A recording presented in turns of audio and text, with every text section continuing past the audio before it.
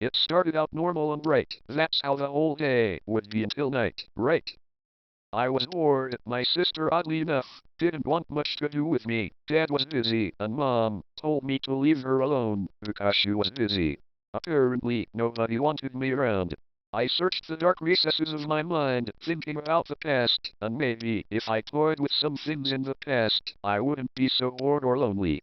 I sat and thought. I thought hard, but then I had remembered. Toontown. Now, excuse my logic here, but why would I care? That was such a long time ago. It was a game for kids, and wouldn't they have cancelled my old account anyway? I tried to think about something else. My thoughts were moving deeper. Toontown. I kept trying. Toontown. My thoughts were racing, and so was my heart. Toontown. Some voice kept putting the word Toontown in my head. I gave up and decided to try. I hopped onto my computer and opened Internet Explorer. I then went to the search bar and punched in Toontown.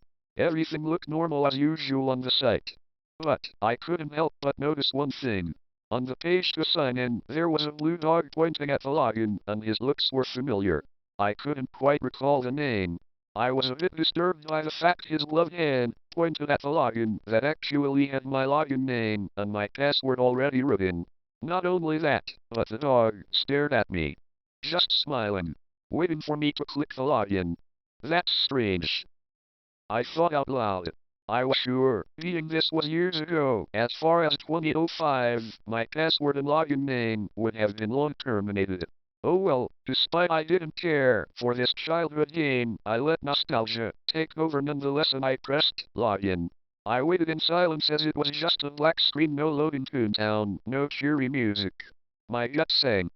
I felt like I shouldn't have logged in, but I tried to ignore myself anyway. It didn't help my cause when the tune boxes came up. The hue seemed off and the colors looked saturated. I felt my heart sink when none of my tunes showed up, but a blue dog, what was his name? Oh yeah, Flippy. I was greeted with his name under his icon head. Nervously, I clicked on him. It didn't even take the time to load. I jumped when instantly, Flippy and I were in Toontown Central. But it didn't look like Toontown Central. Everything was lonely, decaying, nobody but Flippy and I. I swallowed hard when I began to hear music slowly play in reverse. It was a reversed version of Toontown Central's theme. I hit the forward arrow key, making him move forward. The sounds of movement were pretty normal. I wondered why the town looked like this, why it was so desolate. But that wasn't the worst. Everything quickly spiraled downhill. I added Flippy into one of the streets, and in the streets the buildings were decaying, ablaze, and the fire hydrants and trees destroyed. But there was also oil, with the heads of cogs sitting around at points. Namely, flunkies. Their eyes were wide, almost hyper-realistic. Their jaw gaped, all their heads staring as if they had seen something horrible before their death. I knew they weren't living things. But how did they make such pained, terrified expressions? I think what disturbed me more was their heads lying around on and off the street, staring in horror, rather than why they made the expression. I came around a corner to a burning Toon HQ in the middle of the street. My heart sunk in terror. I couldn't move Flippy any farther. I tried, and all he did was shake his head no. Burning. A speech bubble appeared, with Toon dog barking sounds. Not a colored one like chosen dialogue, but a secret friend's bubble. This dialogue could only be done if it was typed. I became terrified. My first reaction was to X out the game. I clicked. It wouldn't. I clicked again. I couldn't leave the game. I clicked multiple times, with no result. I could feel the fear welling up in my chest. My thoughts on whether or not cogs lived changed entirely, and the sweat on my forehead as Flippy turned to face me. All he did was look at me with sadness. I pressed my chair back in shock, suddenly appearing in the busted cog HQ. Everything was graying, nobody was there, but surprisingly the buildings were intact. I was no longer controlling Flippy, but he himself was running toward a cog. Again, a flunky. What was his fascinations with flunkies? I asked myself in my mind. I gritted my teeth hard when Flippy turned to me. All he did was glare at me. No. GRR! Or no bending and balling of the fists. Just glaring. Faces. was all he said, again in a white bubble. A smile slowly animated onto his face. Chills ran down my spine. I wanted to run from my computer screen, but I was glued to the screen, being held hostage by this horrible nightmare. He chased the flunky and it ran, but he ran faster than it did. I was hoping when he got the cog that he was going to pie it to death. I laughed nervously at the thought. At least, that was what I hoped. My hopes were destroyed as I watched him tackle and pin it. The flunky struggled vigorously, but with no result of escape. I choked back spit once more as I watched Flippy pull out a saw, sawing off its legs. This time, oil didn't spill out, but blood and veins did. I watched as he violently tied a rope around the cog's neck, pulling it across the desolate grounds. Flippy entered the Lost HQ with it.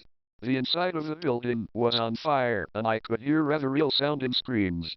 I wanted to cry out for help, but my voice had left me. Again, all I could do was watch as he pulled the flunky up a flight of steps.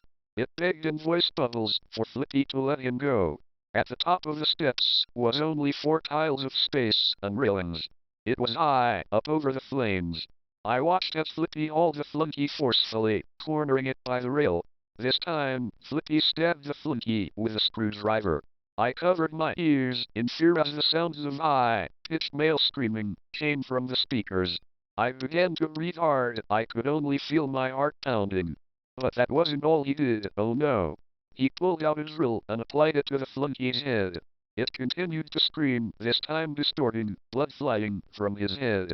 When Flippy decided he'd had enough fun with his drill, he grabbed the end of the rope, tossing the flunky over the rail. He held the rope with his own strength as a brutal snap was heard. He hanged the cog. I was disturbed by everything I just witnessed. The death sounded like sounds from a real murder, but distorted. I knew now I couldn't predict anything that would happen.